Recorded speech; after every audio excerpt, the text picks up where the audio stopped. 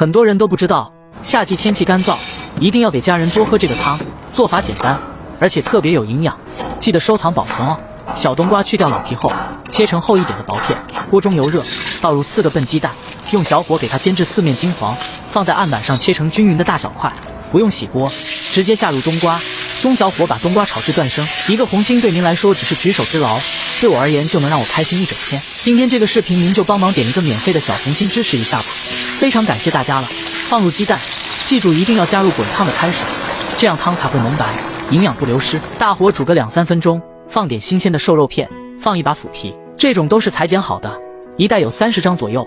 配料表很干净，可以用它来烧汤、包肉卷、涮火锅都非常好吃。